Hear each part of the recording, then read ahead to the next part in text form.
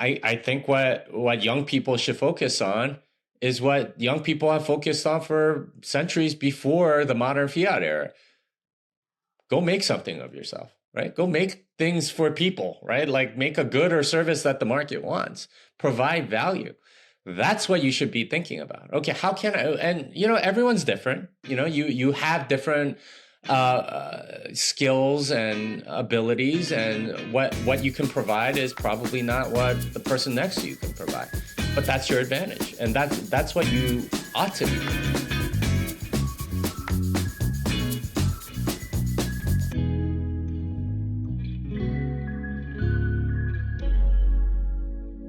Welcome to another episode of Light with Bitcoin, where we delve into the human side of Bitcoin by chatting with one Bitcoiner at a time to discuss their life, stories, personal growth, and challenges through the lens of Bitcoin. I'm your host, Vivian Jane, and thanks for tuning in. Today, the guest who's joining us is Jimmy Son, who has just launched his fifth Bitcoin book, Fiat Ruins Everything. I have this in my hand. Yeah. Jimmy is one of the Bitcoin OG who has been an active contributor in the ecosystem across technicality and culture. Jimmy, congratulations on the book launch and welcome to the show. Well, thanks for having me. It's kind of crazy that like you were reminding me that it's like my fifth book.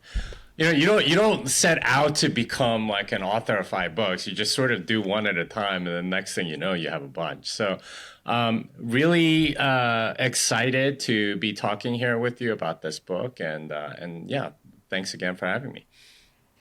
You are for sure one of the staple content creator in the space, and you struck me as a magician of a kind, because I remember I had this memory of you where we first met in Miami. We talked about orange peeling, like different people with different messaging, and you had this backpack and you were holding one of the book Bitcoin and the American Dream in your hand, and then.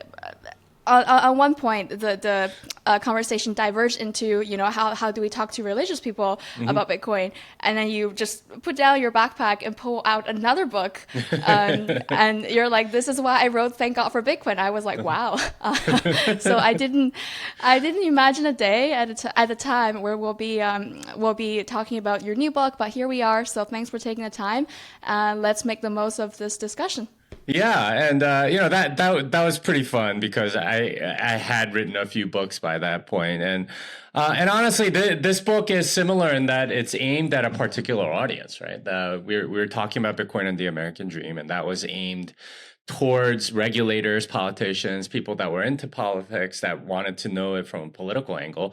And I wrote Thank God for Bitcoin from more of a Christian perspective for, a large number of Christians around the world that wanted to, kind of understand what Bitcoin is all about from a moral and spiritual perspective.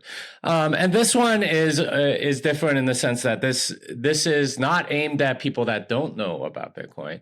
This is aimed at people that do. It's specifically for people that already know about Bitcoin, have an idea that fiat money is sort of doing bad things to this world, but really don't understand how deep that rabbit hole goes. And what this book is an exploration of all the ways in which fiat money ruins all sorts of incentives at different levels. Right, we'll be talking all about that, and with Bitcoin, what we're interested in is in the human side of Bitcoin. So, Jimmy, you've been in the space for long enough that people rarely ask you about how did you get into this anymore. They get you on the show for technicalities and culture, but for the new generation of Bitcoiners who are watching this, let's go back a little bit and start with your personal journey with Bitcoin. So, how was life before Bitcoin for you? What happened? Yeah, so I've been a programmer for a very long time. I like to tell people I started at 9 years old when my dad got me a computer from Toys R Us, right? And that was like the first computer I had. Is that a real computer? Yeah, it was a Commodore 16. If you've heard of Commodores at all, you probably heard of the Commodore 64, this Commodore 128, both of which had amazing games. Commodore 16, on the other hand, had 3 games. 2 of them were text-based, and me being a new immigrant to the United States, couldn't really play the text games very much because I didn't really understand what was going on. But the other game was, fun, and I kind of got bored of it at a certain point, and I started programming in it because that was about the only other thing you could do on a computer back then. So that's how I got my start in programming. And after I graduated college, I went to a startup in Boston. I was a programmer there, and I did something like I want to say like 12 startups in 10 years or something like that, where, I did a lot of different things for a lot of different startups. And I got to know a lot of the stack on the web, that was just coming up when I got out of college. I got out of college in 98. So, I grew up with the web and working on it and the internet and everything else. So, when I encountered Bitcoin for the first time, it was 2011, and I was working for a startup. I was, I think, one of three people at the startup, right? That's how small it was, and I was the only technical guy. And I was reading an article, as most people do. If you're technical, you just sort of keep up with the trends and see what's hot and what's not or whatever. And at the time, the website that I went to was a place called Slashdot, and it's kind of a nerdy tech geek website. I think it exists today, but it was way more popular back then. And tagline for that website is "News for Nerds, Important Stuff," something like that. And so it was exactly for me, right? Because I keep up with all of that stuff. And the stories on there, for example, are about, okay, here's a new Linux distro, here's a review of the newest iPhone, or here's Ruby on Rails is getting like a new version or something like that. Like it's stuff that most people don't find interesting, but nerds like me do. And so in February of 2011, I still remember seeing the headline on one of these stories. And, there's like, 20, 30 stories that come through per day. And it was internet only currency Bitcoin has reached dollar parity. That was the title. And I was confused because I didn't know what Bitcoin was. And just to show you, kind of give you an indication of how far ago this was, the word Bitcoin was spelled with both a capital B and a capital C, like camel case, like BITCOIN. And so, like, clearly they didn't know that much about it either, or whoever the headline writer. And I started looking into it. I'm like, what is this internet only currency? What does it mean that it's reached dollar parity? What's going on? So I looked into it, and I found that it had a 21 million limit. That was like one of the few pieces of information that I could glean from a Google search. And I was like, this could actually work. And I was a math major in college, so I kind of had an idea of the math behind it. So, there's sort of some misconception that programmers all know about cryptography. Actually, not that many do, unless you happen to have something of a math background, because cryptography is actually pretty difficult and learning about it. So when I read about Bitcoin, I kind of had a rough idea of how everything would work based on what I knew of public key cryptography and things like that. So, and I had some background with Austrian economics from 2008 and the financial crisis that happened then. So when I saw Bitcoin for the first time, it made sense to me. It was like, okay, this could be the currency that's actually outside of government control. This could be something that's actually like works on the internet, is natively digital. And this could really be something really cool if everything works as advertised. Now, I didn't examine the code or anything, so I had no idea. But I do remember thinking to myself, okay, if this thing catches on, then I better be one of the first people to buy and not one of the last. That was the thought in my mind. And I remember going home to my wife that day and telling her about it and saying, I I read about this thing called Bitcoin and it's internet only. And she was like, Jimmy, I think that's a scam. So I don't know about this. And that's the reaction most normal people had. In fact, I ended up like trying to talk about it to like 10 different people like over the next week. And, I worked at a startup incubator. So there were plenty of startup-y people to talk to. None of them were interested. They thought it was stupid, right? Like they were like, well, how can that possibly work? And I tried to explain it, but I didn't know enough. But that's how I had my first contact with Bitcoin, was when it had reached dollar parity, meaning that it had just broken $1. It seems like you were already very convicted. Mm-hmm. What about it? Like, was it the technicality of it, or the idea of it? Like, what made you so convinced so fast? Yeah, so I think this is the part where my Austrian economics, like having studied that, really came into play. Because there were lots of technical people that I knew that I would be like, yeah, this is probably how it works, and they're it's stupid. It's not gonna do anything, right? Like that's the normal reaction of a lot of technical people, because they don't really understand economics. And the only reason I understood it was because of 2008. I still remember that, I think Barack Obama was running against John McCain, and then we had like this existential economic crisis. And I remember them coming on TV, George Bush coming on TV saying like, yeah, we need to bail out these banks, and it's going to cost like $800 billion. And that number back then was just an unreal number. Nowadays, like 800 billion, whatever. That's like less than the market cap of Apple, like, or less than half the market cap of Apple. Back then, it was like 800 billion. That's like an unreal number, right? I don't know if you remember, like, if you've watched like Austin Powers, like the original one, but they're like, okay, $1 million, and they all laugh at it. It's like, that's so little. And it's like $100 billion, and they start taking him serious. That movie has not, like, it's now so dated. Like $100 billion, that's nothing. We'd pay Dr. Evil off in a second because of that. And 800 billion at that time was just kind of that unreal number back then. And it caused me to go down this rabbit hole of what the heck is happening? How can this number be real, right? Like $800 billion, really? That's like an insane amount of money. How is this possibly real? And that led me down this rabbit hole of learning about the Fed, learning about Austrian economics, like how money comes into existence and things like that. Now, I've studied a lot more of that since then, but that planted the seed of, okay, like, the money, that the $800 billion didn't come from taxes. It came through money printing. They just created it.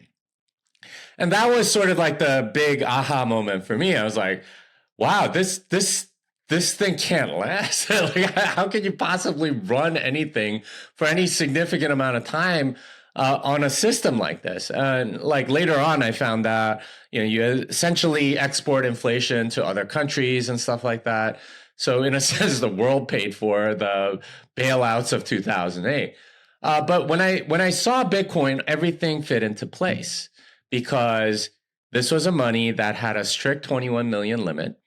And that meant that it couldn't get corrupted in the same way. So, like, for a lot of, libertarians and Austrian economics people, they came in and they were like, the technology can't possibly work.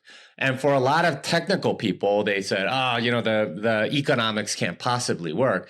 I happen to be in that intersection, very fortunately, of having some economics background and enough technical background to understand that, this could actually work, and had enough conviction in both those things to be able to say, okay, yeah, this is something that could possibly be something significant going forward.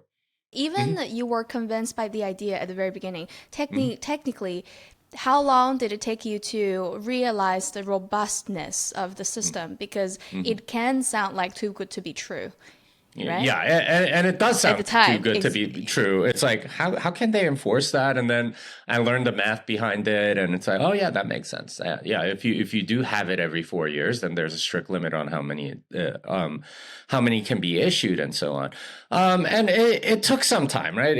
And this is true of any Bitcoiner that gets into the space. Like this like vision of people suddenly getting Bitcoin after like one conversation. That's not how it works, right? Like the people that actually get Bitcoin take some years, right?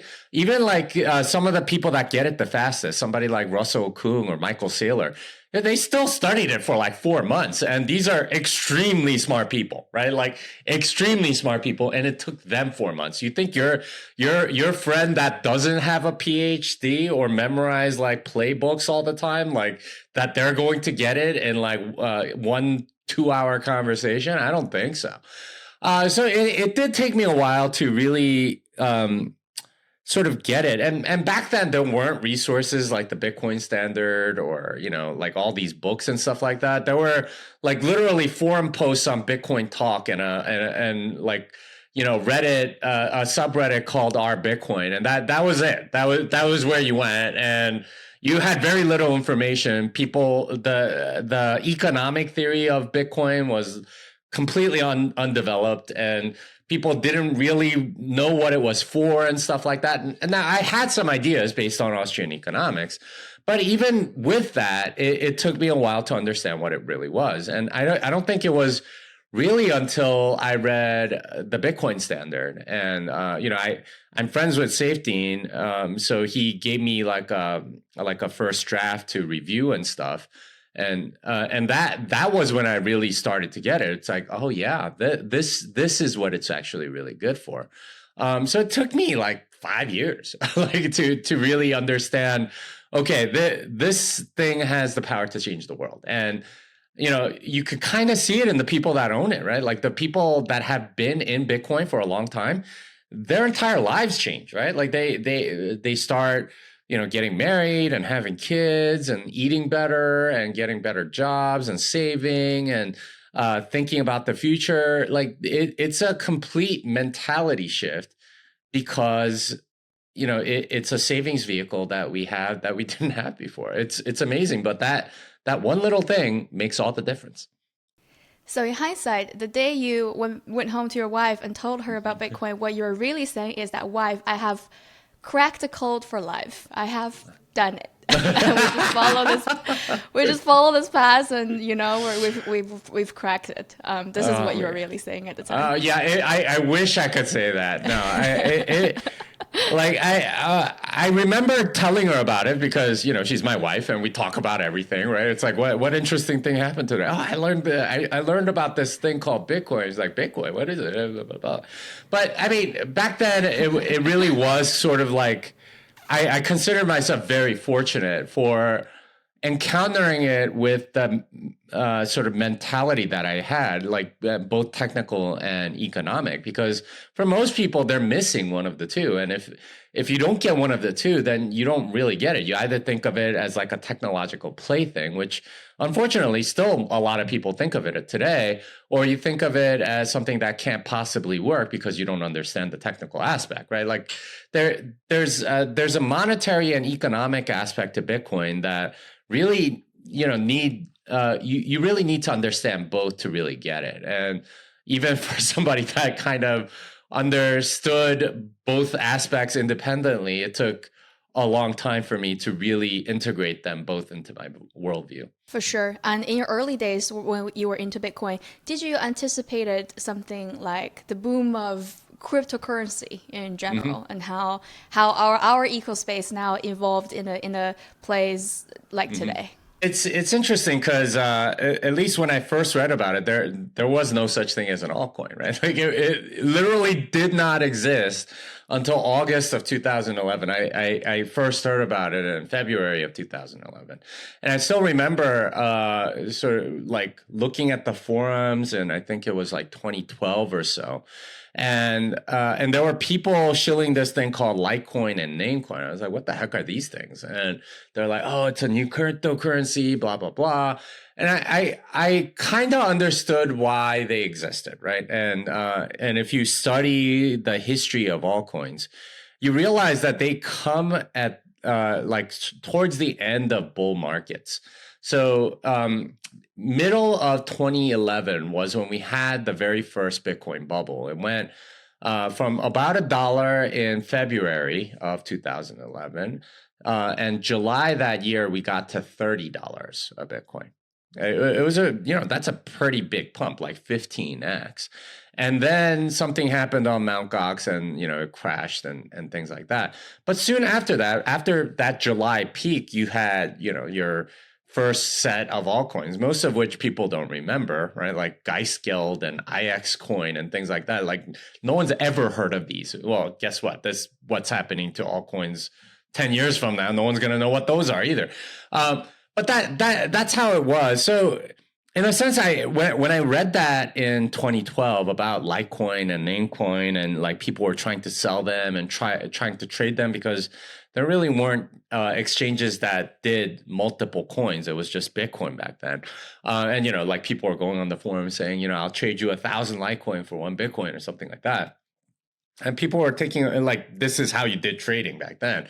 I started to kind of get that this could become a thing, that altcoins have all of the wrong incentives, because you can make money out of nothing, right? Like you can make something out of nothing, and people love making something out of nothing, right? Or like doing very little work and making lots of money. This is sort of like the goal for a lot of people.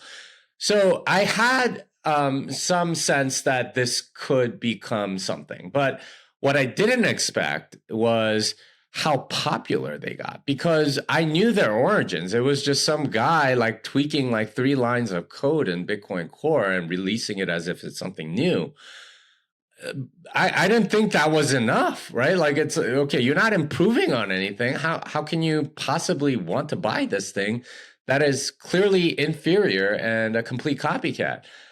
What I didn't realize back then, I think, was that, people are really not rational or technical. What they want to do is they want something to work almost as like a willpower thing. It's like, okay, if I buy this and I put enough energy into it, then maybe it'll get to the price that I think it will. And that's their hope. The technical stuff doesn't matter. Reality doesn't matter. The copycat nature doesn't matter. The open source nature doesn't matter. The fact that anyone can clone it at any time, that anyone can steal your stuff at any time, none of that matters if there's possibility that you might make lots of money. And I should have realized this, because lots of people gamble too, right? Like they go into a casino fully knowing that the odds are stacked against you, but they go and do it anyway. And this is the same instinct that's driving a lot of altcoins is, okay, might win, might lose, but it's fun to play. And that's essentially what they're using it as. Yeah, there's a lot of wishful thinking involved for sure. And I was doing research for this episode and saw you had some rather disturbing incidents regarding a couple of regrettable Bitcoin purchases. So you once bought about $100 worth of beef jerky with Bitcoin back in 2013 for a quarter of a Bitcoin. And you said it's good beef jerky, but not that good. So. Yeah. Till today, we see this debate between hodling versus spending with Bitcoin and replace. Like, which team are you on? Oh, holding, like by far, because we've tried the spending path before, like the story with the beef jerky, and that wasn't the only thing, by the way. I bought a sewing machine from, I forget what was that like. It was kind of like a competitor to Amazon, but they decided to take Bitcoin for like a year or something. I can't remember the name of it. But I bought a sewing machine because my wife wanted a sewing machine. I was like, you know what? I'm going to buy it with Bitcoin. Cost like $100. And I don't know. It was when Bitcoin was like at 300. So it cost me like a third of a Bitcoin for a sewing machine, right? It was like looking back, those were terrible purchases. And there were people that bought alpaca socks for like 6 Bitcoin, right? Like this was when like, Bitcoin was like $2 or something. And the thing about spending is that it almost never ends up benefiting the ecosystem. We had a bunch of companies accepting Bitcoin. We had Expedia at one point. That store, there were several online stores. Dell took Bitcoin, stuff like that. But what we find with all of them is that, first of all, these companies are not keeping the Bitcoin. They don't want to hold, so they just sell it into the market. So congratulations, you've sold into the market for something, and like you're causing sell pressure on the currency. The other thing was, these companies would integrate it. They'd maybe go talk to BitPay or somebody like that, and okay, now you can pay with Bitcoin, and then they get maybe a slight surge at the beginning when they announce it of sales, and then 2 months later, just nobody is buying with Bitcoin, right? And it doesn't make any sense for these companies to do it either. It doesn't make sense for the consumer because it's an appreciating asset. And it's largely a store of value. We have lots of things that let you pay for things online, right? You not only have credit cards, you have PayPal and Google Pay and Apple Pay and Cash App and Venmo, and like there and if you're in another country, you got Octopus Card and M-Pesa and like just there's all kinds of stuff. Like payments is not something that needs to be solved for most people in the first world. Now, developing world, I get, right? Like El Salvador, I get. There aren't Visas and MasterCards and American Express and Cash App and PayPal. They're not going in there getting those customers, right? They don't provide enough revenue to justify going into those places. So Bitcoin has a place as sort of like a transactional currency there. But for most people, the thing that's lacking is a good savings technology, a place to store their wealth and not worry about it. Right. But I'm going to play the devil's advocate here. Uh-huh. What about if a merchant accepts Bitcoin in their store, and when normies and pre-coiners come in the store and they say, oh, you accept Bitcoin, like, does it serve as a cultural purpose of introducing people about it with mere exposure? See, I don't think that's how adoption happens. And I mentioned it earlier where, it takes people years, right? It takes a lot of study. Just because you saw a Bitcoin logo 4 times does not make you into a Bitcoiner. That is not how people's beliefs work. This is the big mistake that a lot of marketing people make. They think everything is just like branding, that if you expose somebody to something enough times that they'll automatically become like hardcore Bitcoin maximalists or something.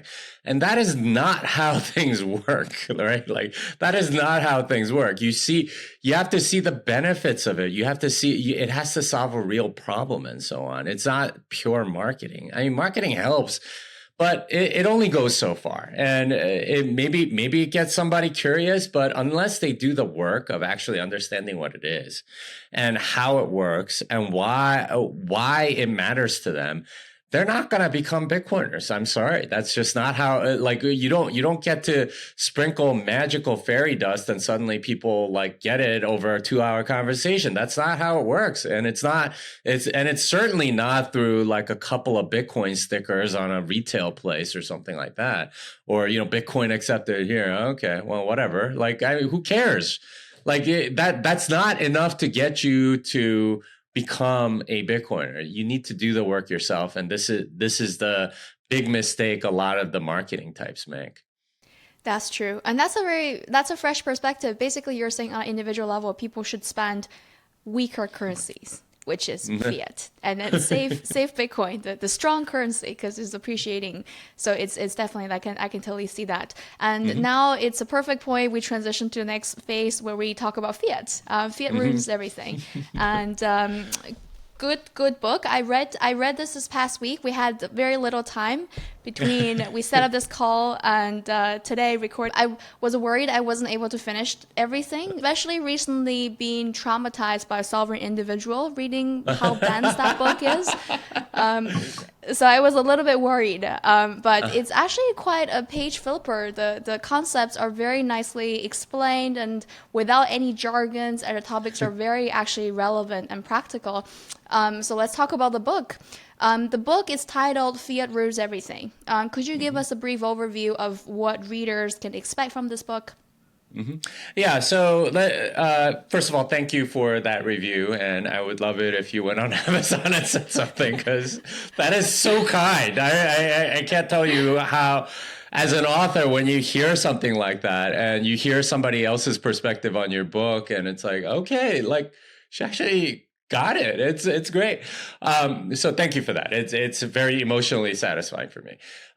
Second, the book is really about fiat money, and and the concept comes from this idea of Bitcoin fixes this, right? Like that's the name of my podcast, right? I've said this a lot, and it's become a meme. And the more I thought about fiat or how Bitcoin fixes certain things, the more I realized it isn't that Bitcoin is just so amazing that it just causes all sorts of beautiful things to happen. I mean, it does, but it's not a cure-all for everything. It turns out that it's kind of like changing your diet, right? Like you might be eating a lot of sugar and you change your diet to, I don't know, being a keto person or something like that. And it isn't so much that the keto foods are so good for you, although they are. It's that you're removing a lot of stuff that's bad for you. And really, it's sugar is ruining your body, and getting rid of sugar like helps you become more healthy. Or alcohol is ruining your body, and getting rid of alcohol helps you.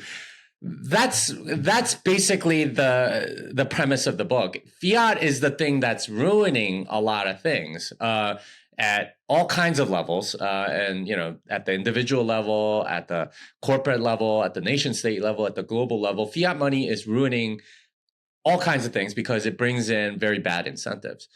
But you put in something else that's more sound, and all of those incentives go away. So a lot of this is sort of like letting your body heal on its own, right? Like it's just removing all of the stresses that are causing it to break down, and instead letting it heal on its own.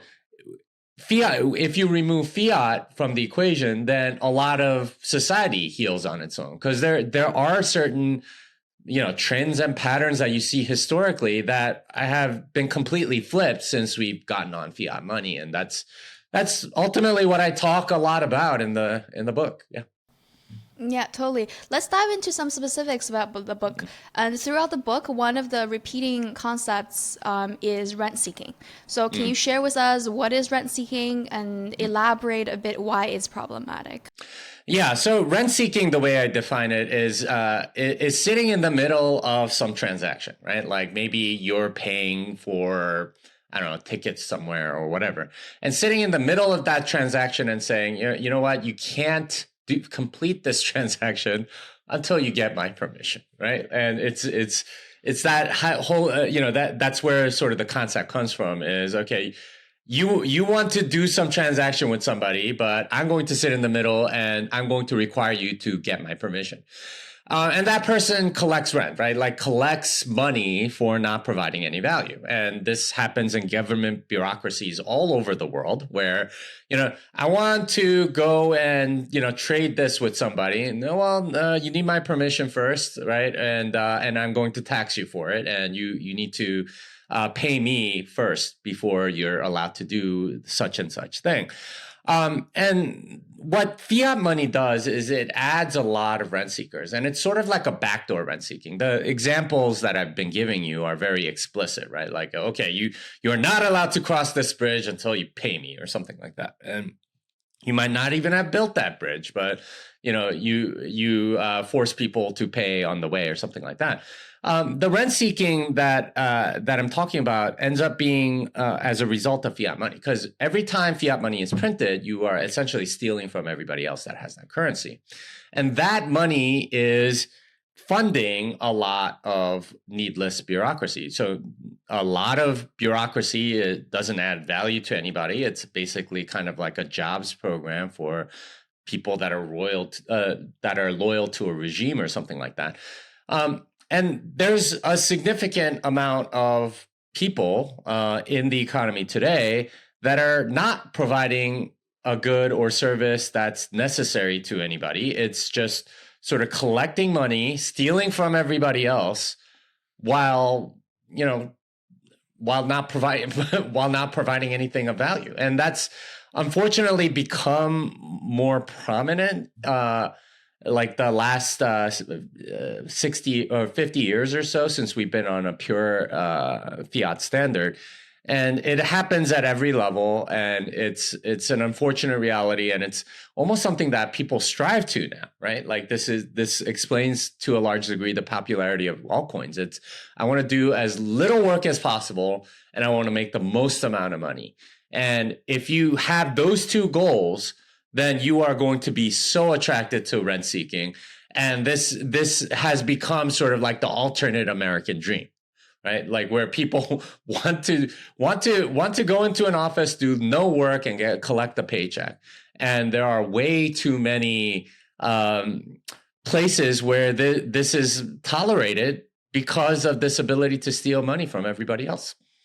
Maybe it started from a 4-hour work week by Tim Ferriss or something. And from an individual perspective, you shared in this book that we've reached a point where rent seekers outnumber productive individuals who contribute to society, actually. And this has led to our society into mass depression. And how do you draw the lines between the two, like rent seeking mentality and depression? Yeah. Because you just said if the alternative American dream is to work less and make the most amount of money, isn't rent seeking will hypothetically make them happier? Well, hypothetically, but like I'm a Christian. I'm a spiritual person. I kind of understand that the soul matters too. You might get everything that you say you want, like physical needs and things like that. But some of the richest people are the most depressed. Now, why is that? It's because they're not doing anything meaningful. And, if you look at like the last 50 years, the vast majority of people that have made a lot of money, they're either in real estate or finance, right? Like the really rich people, they're all, and guess what? Those are the places where people have been trying to store value. And so people buy homes not to live in them, because it's a good investment, right? Like it lets them keep the money that they've earned. Similar thing with equities, right? Like and all sorts of hedge funds and things like that. It's an attempt to keep their money. So these people are not really providing anything, any new good or service, really. They're just helping people keep up with inflation. And if you kind of know that, there's a part of you that's like, okay, am I like a leech, right? Like imagine yourself like as an investment banker on Wall Street that just made $200 million off of like a foreign exchange trade on 100x leverage. And now you can afford a new house in the Hamptons. Okay, great. What did I do again? How did I make the world better? What value did I provide society? Actually, there was a loser on the other side of the trade. That person's probably getting fired, right? Like there's and the government might have to bail out that firm because of the trade that I made that made me this much money. Like, can you even quantify what you've done? Of course, like part of you knows this, and this is why. So, like, I talked to a lot of friends that used to work on Wall Street and stuff like that. They drink so heavily, right? Like they're trying to numb the, voice inside of them telling them, you know what, you're a leech and you provide nothing good for society, and you are doing something that is taking advantage of other people. And they want to drown out that voice. They want to drown that out. And of course it leads to depression. So in a sense, rent seeking from a very superficial perspective does sort of get you to your goals, but that's not enough. And I think this is why we have epidemic levels of depression. And binge drinking and like drugs and psychedelics and all of this stuff. Like people escape to that stuff when their normal life is not meaningful. And unfortunately, that's the case for too many people. Yeah, this reminds me of when people say addiction, either it's Mm-hmm. alcohol or drugs or even sex, and it's not Mm-hmm. really about the addiction itself. They're trying to escape from something, and it's the something that's the Mm-hmm. problem. It's not the addiction itself. So that brings to another kind of repeating idea in this book is the Cantillon effect, Mm-hmm. adding to the point where the rich often get richer without Mm-hmm. any adding any value. So Mm-hmm. can you elaborate on this effect? Like, what is this, and why this Mm-hmm. is possible in the fiat world? Yeah, so the Cantillon effect is named after Richard Cantillon, and he was an Irish-French economist from the 18th century, early 18th century. So, 1697, I think it was when the Bank of England was established as the world's first central bank. And at the time, the British pound was the reserve currency of the world. And Richard Cantillon observed as, the central bank, did various things. And one of the observations that he made was that the first spenders of the newly printed money from the central bank got all of the benefits. The people at the very end of this chain of, debasement of the money ended up getting screwed over, right? They were the ones that lost a lot of value. So, when we say Cantillon effect, what we mean is the people that benefit from the money printing, and these are ostensibly rich people, but specifically, like at least in a normal national context, it's large companies. Why? Well, because that's the most efficient way to get money out into the economy is to buy something from a large company, and those large companies get access to these enormous loans, right? And they could scale up higher or something like that. And that money goes into the economy. So they benefit because they're the first spenders of the money. So imagine if there's only like $10 trillion in the world and an extra $1 trillion gets printed. Now, if it were distributed perfectly evenly, then the prices of everything, including your salary, would go up exactly 10%. That's how it would work. But it's not all even. And the people that get to spend it first get to spend it as if there's only 10 trillion in the economy. But the people at the end, they get to spend as if it's 11 trillion. So the people at the end are screwed over by the people at the beginning. And unfortunately, the people that benefit are the people that have access to loans. So if you are a large corporation, you can get hundreds of millions of dollars in the commercial paper market in loans, and this is all money created out of nothing. But even individuals, if you're looking for a home, if you're shopping for a home, you get a mortgage for however many dollars. But that's also money printed for your benefit, right? Like it didn't exist before. It comes into existence for you so that you can afford that house.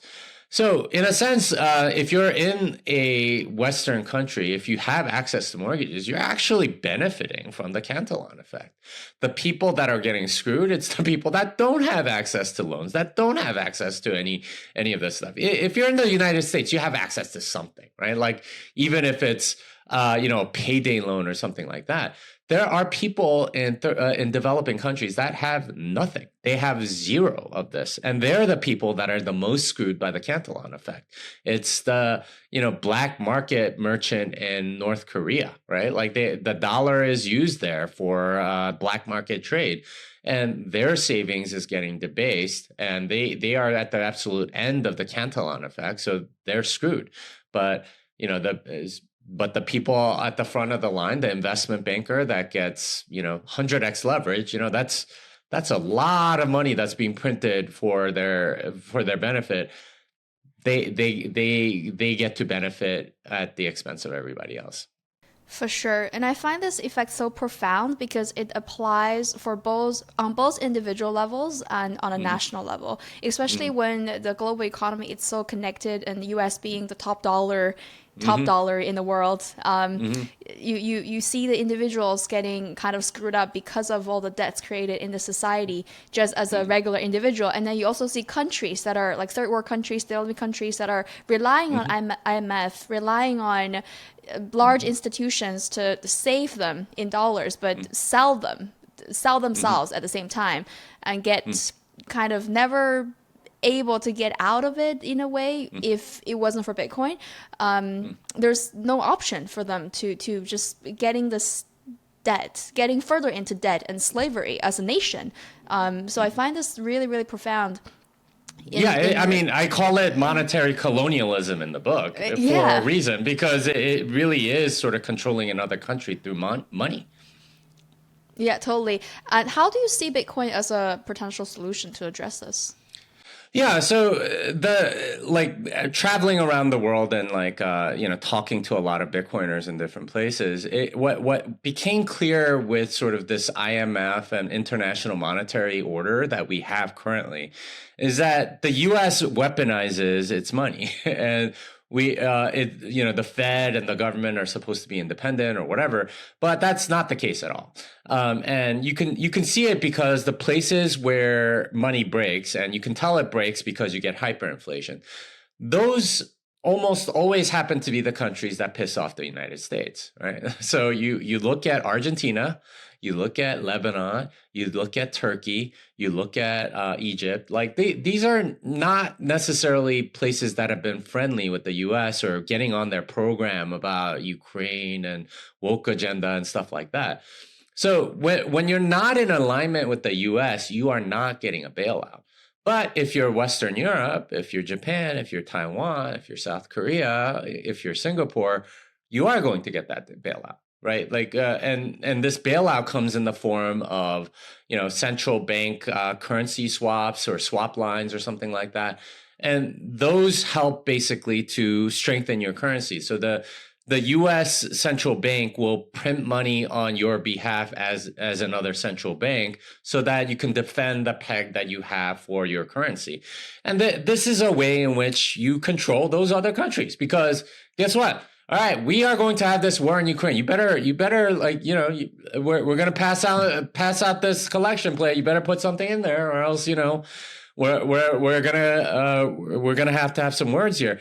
This is what happens, is that foreign policy is dominated by the money, and not a lot of people really get how that all works. It's just that, okay, my government always just does what the U.S. says because we are perfectly aligned and we have the same values. No, not at all. In fact, the values that you supposedly espouse are on the complete other end in a lot of these conflicts, right?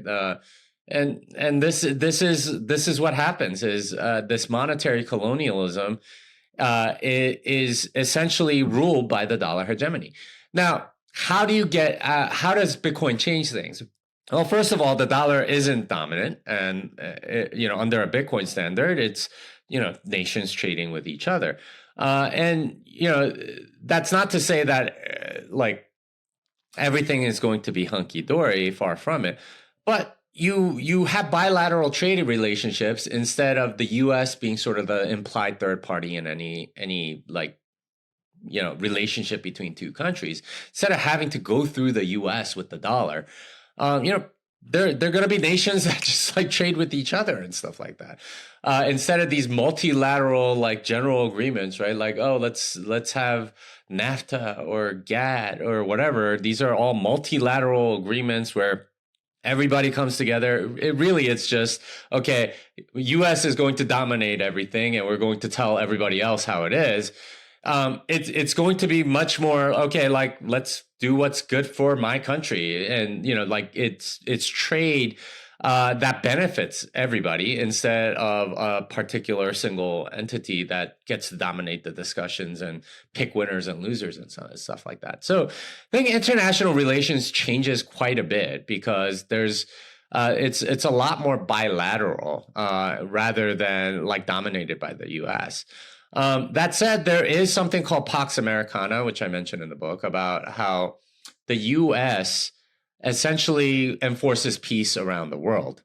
And in particular, that has been very good for trade. So you have, like, the shirt I'm wearing right now was probably produced in like Malaysia or something. The electronics probably in China, and the actual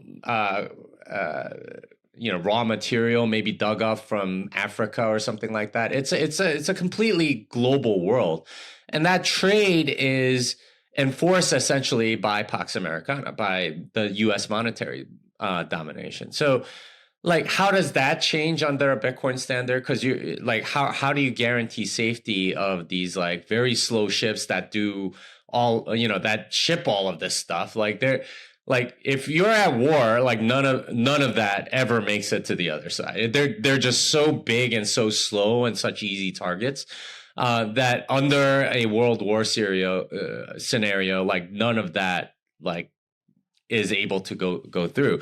So some of that I think changes as well. It's not quite as cheap to do these international like one world global things, but I think under a Bitcoin standard, you get much less domination by the U.S., much more free enterprise, much more fairness for developing countries, a lot less debt available, and countries having to build themselves up rather than trying to get aid or something like that.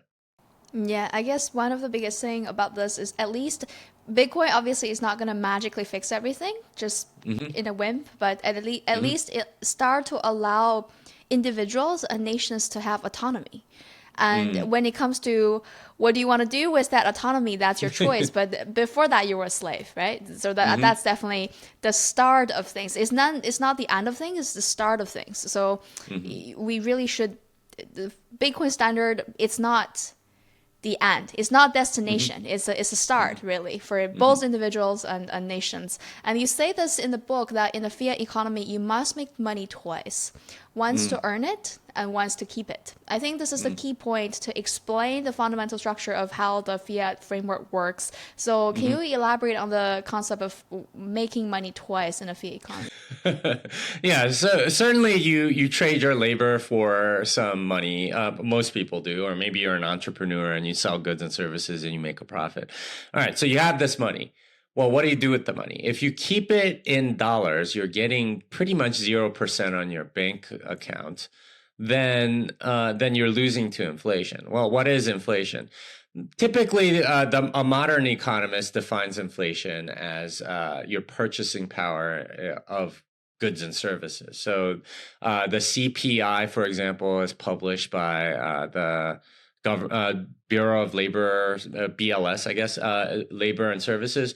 And they say it's right around 3.8%. I think they published the new number today and saying, okay, well, it increased 3.8% from last year. Okay, so if we just use the CPI number, that means that if you had $100 a year ago and you kept it in a bank, now that $100 only buys like $97 worth of $96 worth of stuff. And you compound it over many years, and soon it like goes to nothing, right? But that's not even the whole story, because 3.8% is the number that the government publishes to make it look like it's much less than it is. Because if you look at the classical definition of inflation, which is the rate of monetary expansion, then we have data for that. We can see the M2 money supply in 1959. It was $289 billion. 63 years later, or 64 years later, it is somewhere in the neighborhood of 23 trillion, something like that. If you annualize that over 60 years, that's about 7% a year. So that means really you're losing 7% a year. And 7% a year over a decade is half your stuff is gone, right? That's what's happening to your money. So if you want to keep your money, right, the government's going to take 7% from it no matter what, right? That's how you have to look at it. It's every year, if you keep it in dollars, they take 7% away. Or you can work on saving that money, right? To put it into an asset that's keeping up with that 7%. And this is something I point out in the book. Every investment manager, every financial consultant, their benchmark is 7%.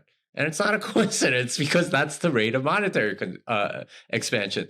So if you keep it at 7%, you're just keeping up with inflation, and that's what you have to do. And in order to keep up with that 7%, you either have to pay a financial advisor, and most of like with fees and stuff, you're making less than that, so you're just losing money a little slowly, a little slower.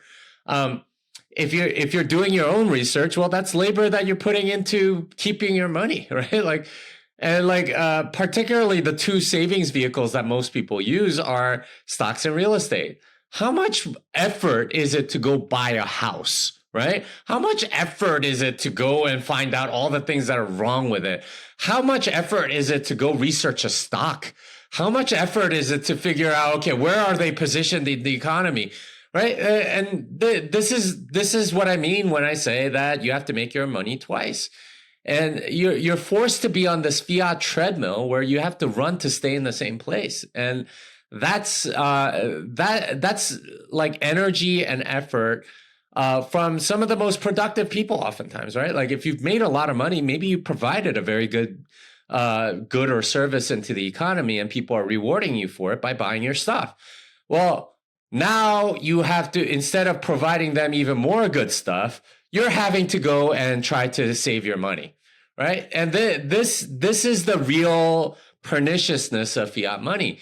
It takes away the productivity of individuals, of people that can contribute something good, and instead focuses them on the money.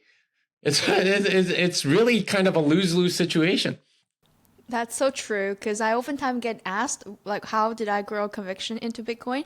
And one aspect I never really share this, but one aspect of it is that because I'm lazy, is because I don't want to make money and having to invest it in a way that's productive because I'm not a numbers person, I'm not a technical person, and I'm not even technically a researcher personality. It's very daunting for me to having to go through these steps, and Bitcoin offers me a safe haven for me to just do it, buy it once and hodl and just forget about it. And I want that simplicity so bad, to the point that the conviction comes easily.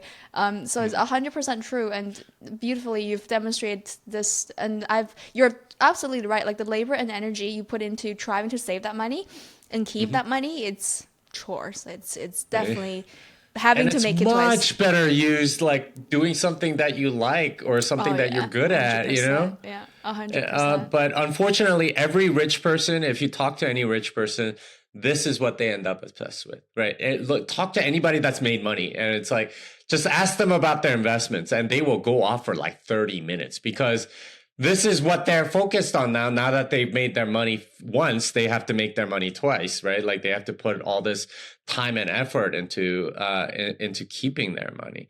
And it's interesting what you said about kind of being lazy, right? Like of not wanting to deal with it. I think that's most people, right? Like you don't want to deal with managing it. You just want it to be there, and that's how it used to be. Like there was this sort of archetype of the gold loving miser, right? Like they just hoarded all their gold and just, like that's all they wanted. They just wanted more gold and stuff like that. Even like ancient mythology of like the dragon and the gold, right? Like the dragons are always hoarding gold and things like that. The idea was that you did like these people were foolish because they were concentrating so much on protecting their wealth. Well, you already have a good protection against it, but I guess in a sense they were protecting it from thieves and robbers. In a sense we're the same now because we have to protect it from the government from taking it from us through investment and things like that. Yeah, totally. Let's shift gears and talk about love. And in this book, where you elaborated on Fiat War's impact on an individual level, you shared, quote, society has created intimate, productive family bonds for rent-seeking political connections, and we're paying the price. What do you mean by this? And explain how do you see these dynamics playing out?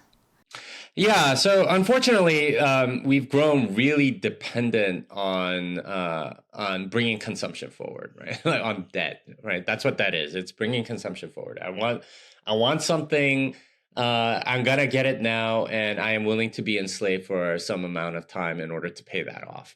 The natural model of doing things is to save and then buy it when you have enough money. Right? Like that seems very logical, but so few people, so few companies, so few governments, so few anybody like do that, right? Like they don't do that. They just spend now and get enslaved later. Um, and that has degraded a lot of bonds because it used to be that you would depend on other people for support and things like that. Instead, you have this thing called debt that's available pretty much to anyone at any time. So you don't make those bonds or relationships. You're not dependent on your family or your community.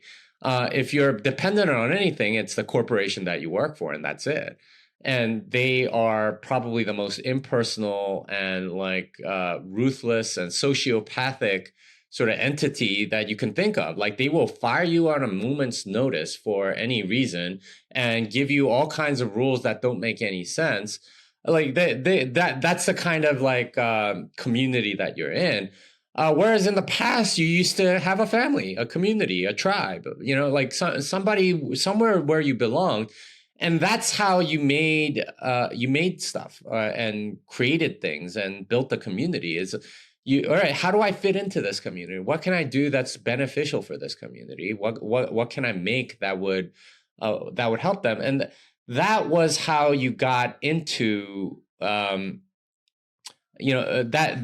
was sort of like the social aspect of who you were. But that's been twisted and made into a very strange kind of thing, right? Like very shallow kind of thing, and that's an unfortunate reality. But that's what a lot of people, they don't really experience true like a community anymore because of that. And love is one of those things that's been debased as a result. And how do you see Bitcoin plays into this dynamic and potentially prevent us from going further down this slippery slope? Well, what Bitcoin does is it lets you, have to, it basically makes you provide a good or service instead of rent seeking. And you don't have this ubiquitous debt. So you can't bring consumption forward. You have to save. And you have to provide something for other people. So you can't just consume and be enslaved, which is the fiat model. You have to provide something that other people want. And honestly, like that's very satisfying, I think, to the soul, that and in a way that most people haven't really experienced. When you provide a good or service to the market and they really like it, or they appreciate it and they want more of it, like you feel useful, right? Like so much of depression is just feeling useless, like you're not doing anything that's significant or affecting anybody. But a lot of people in manual labor don't have that because it's so obvious the contribution that you're making. So I think what Bitcoin does is it makes all of the value exchange very direct. So if you work for a corporation, you maybe are like say you work in HR at Kellogg, or something like that. Like, what are you actually doing? Well, I'm here's how I'm providing value. I'm hiring for more employees that might be doing more things for the accounting department, helping us to save money, which ultimately makes our food cheaper and more affordable for a household eventually that might eat it, although they might get diabetes. Now, I don't know. Whatever it is, it's very indirect, right? It's like 3 or 4 steps removed from the actual value being provided. And it's really a lot of it is just justification or or it's rationalization of what they want to believe, because they might be just pure rent seekers and they're just sort of trying to justify that they are making money at all. But when it's direct, when you're dealing with the market, it's unmistakable when somebody likes your stuff because they buy it from you, and it's not and they're doing it voluntarily, so there's no compulsion involved, there's no theft involved. So that, I think, is very different, and it causes closer bonds. It causes, a more close knit community, and I think that's where we're leading towards is.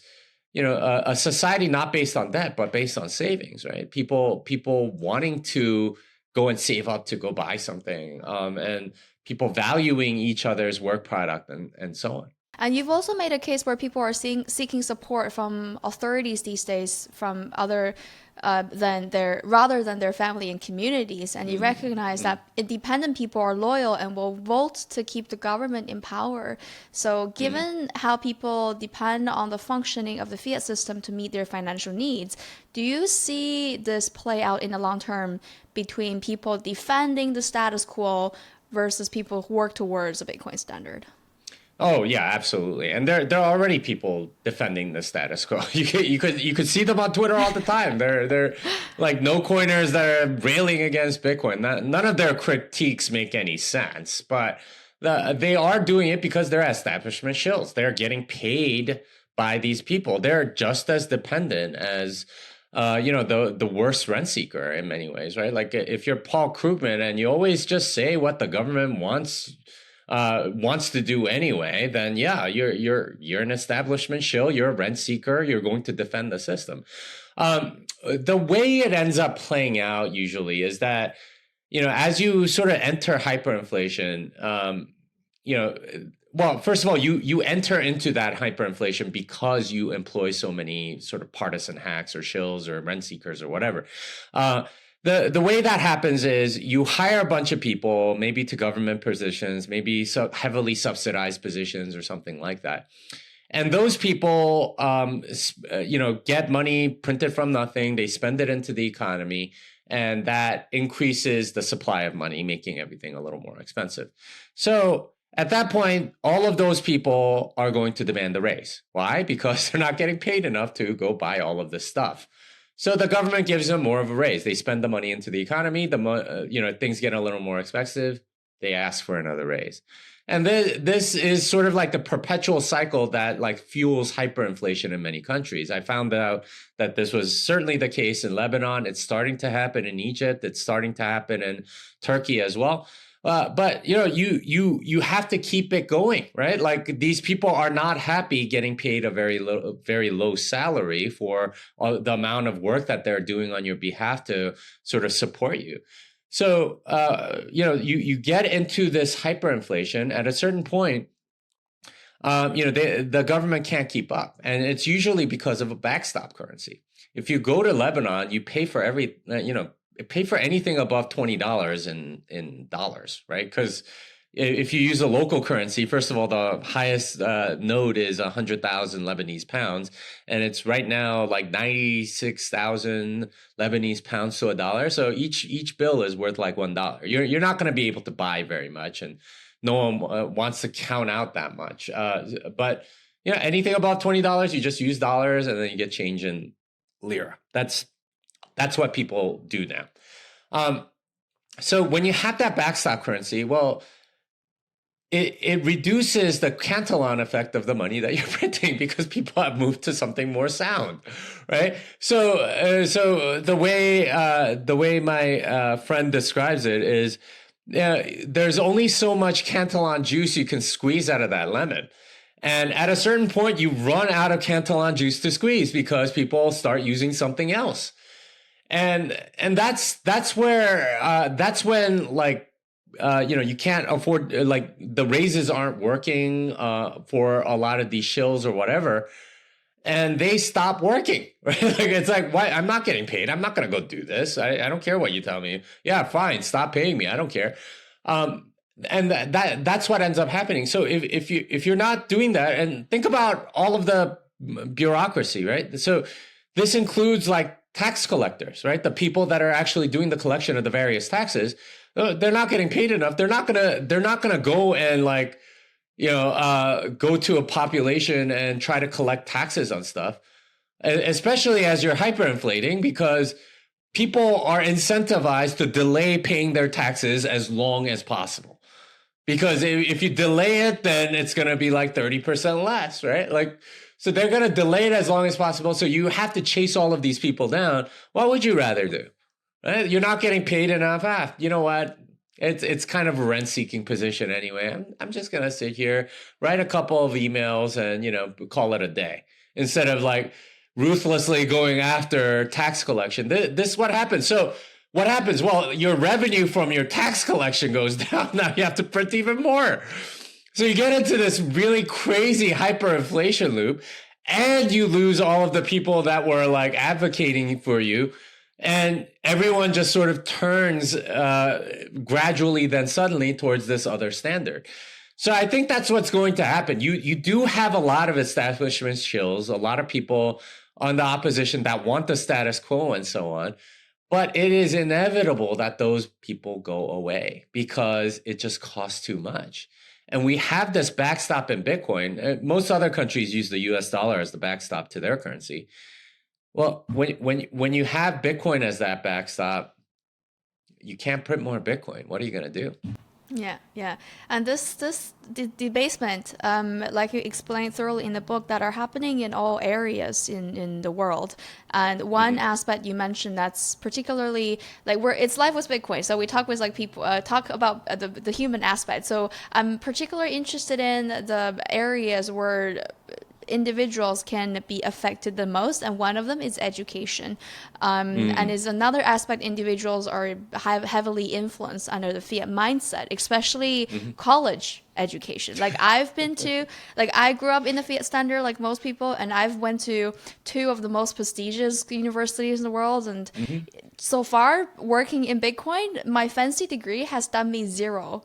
Like I have mixed feelings about this, to be honest, because the amount of time and resources my family and myself put into getting these degrees, and the fact that I'm now able to put them in use to the slightest in the Bitcoin world is giving me mixed feelings. So, but here the question here is, you talk a lot about how the fiat mindset is in encouraging and training rent seekers in our society. But what is the alternative? Like for people who are just in their teenage years and thinking about if they should go to college or not, like what options do they have? Because right now we're not going to the Bitcoin standard right away. It's no matter how much we want it to happen right away, it's just not going to happen right away. So what choice do they have? Because if you have a solid educational background, it still provides you some good advantage in the job market if you don't enter the Bitcoin world right away, right? So what would you recommend people do these days regarding college education? Yeah, so it's very it's interesting you use the language that you do, because it does give you an advantage on jobs, right? Especially when you're right out of school. Those are jobs. What's a job? It's being a cog in a corporate machine. Now, if you want that, then that might make sense, but it's increasingly getting to be a terrible investment because you're having to pay so much money for so little. And the degrees themselves have been debased significantly over the last 50 years. I mean, a degree from Harvard from like 1955 is worth way more than a degree from Harvard now. Although, I mean, Harvard, because of its selection criteria, like, you're getting a pretty smart person. But it meant more back then because they actually gave out C's, right? Like that was the average grade. Now the average grade is like an A minus, right? Or like even an A in some of these colleges.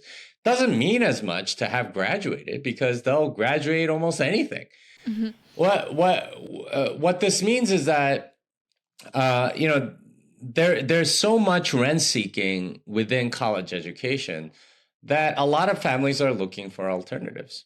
And I think you should, because your goal shouldn't be to get a job, because ultimately that's going to have a significant rent-seeking component. I think what young people should focus on is what young people have focused on for centuries before the modern fiat era. Go make something of yourself, right? Go make things for people, right? Like make a good or service that the market wants, provide value. That's what you should be thinking about. Okay, how can I, and everyone's different. You have different skills and abilities, and what you can provide is probably not what the person next to you can provide. But that's your advantage, and that's what you ought to be doing. And unfortunately, yeah, you and I are Asian, so there's this like Asian like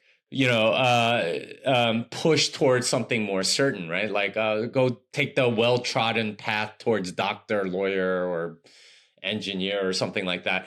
I can understand why parents like that, because it looks like more certain. It's certainly a lot harder, but it's at least a road that they can see.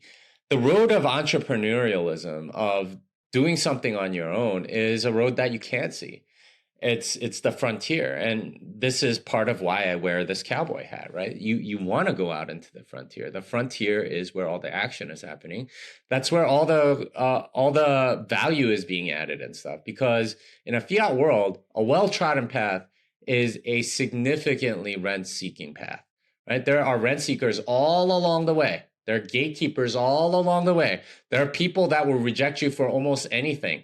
And unless you have exactly the qualities that they're looking for, they will reject you. And it might be something as simple as, oh, you like Trump. Okay, well that's not gonna fly around here. And like they put it in other terms or whatever. You're representing the company or whatever. But in a free market, like none of that stuff matters, right? It's whether you provide a good or service that the market wants, and if you do, then they will pay. So I would say that that's the direction that you should be going in, and barring that, like go do something that is directly helping people. I was reading about how the UPS strike, right, like ended. And now UPS drivers are getting paid $170,000 a year, right? Like that's the average UPS driver. I think they deserve every penny. I think they deserve every penny, because they are doing something that is clearly adding value.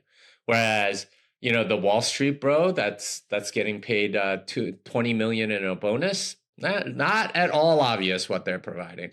The market has become more rational because of the higher interest rate environment. And I think that's going to be the case as we go into a Bitcoin environment.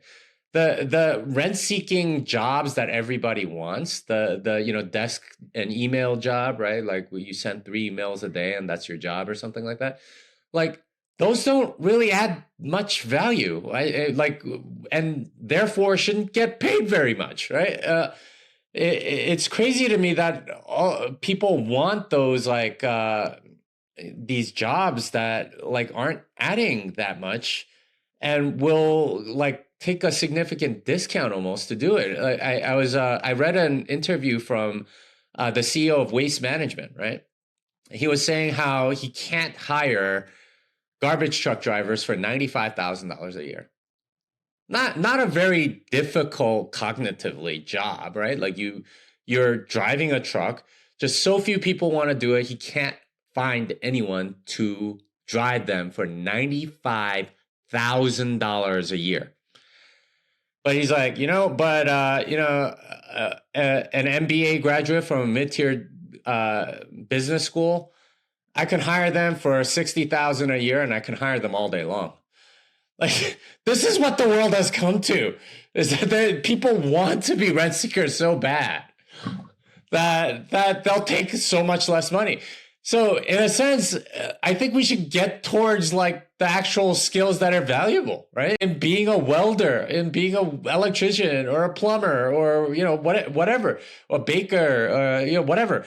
These are, and I think we're going to see more rationality in that regard. People that make things will make more money, and that's the world we're going towards.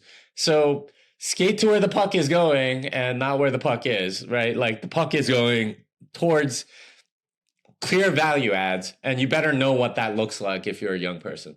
Yeah, I'm glad I asked this question because this is a very important message. Like I did years of waitressing and I loved it. It's just so on your feet and very interactive. You don't have to think about it twice when you clock off. You don't have to have this mental dead weight that's hanging off you. And I'll add to that point. I think one of the very dangerous point about rent seeking and working in a rent seeking job is that it gives you an illusion of power. Because you're the gatekeeper and you're like, you can't pass until I say so. And it gives you the illusion of power. It gives you the illusion of control to the point that you're willing to take $60,000 to be a entry-level MBA role instead of behind the whales of something that's real important for like $95,000, right? And there's people's perception of things should change. And I'm glad that you mentioned this because this is I don't have that opportunity anymore, but this would be the question I would ask myself if I were a Bitcoiner that are 16, 17-year-olds old debating what should I do in this fiat world and see the pointlessness of going to colleges and doesn't know what argument I have to fight back. All right. Any final thoughts you would like to share with our audience? Who will get the most of this new book? The people that I'm aiming it for are already Bitcoiners, right? I want you to see the corruption of fiat, and I want you to really get more convicted in your in the goodness that Bitcoin brings. I am available on Twitter at Jimmy Song. I have a newsletter, jimmysong.substack.com. And yeah, please, check it all out if you're interested. Yeah, so I got this from Amazon, so it's fairly straightforward. Thanks, Jimmy, for joining, and I've certainly had a great time reading this book. I have to say, this is like the first ever time I get to read a book and actually talk to the author for the questions I had. So this has been really fun and fulfilling. Thanks for your candid answer. And I really enjoyed the book. So definitely check it out. Thanks for joining the show. Okay, thank you. Here's Life with Bitcoin, and I'm your host, Vivian Chang. We'll see you in the next episode.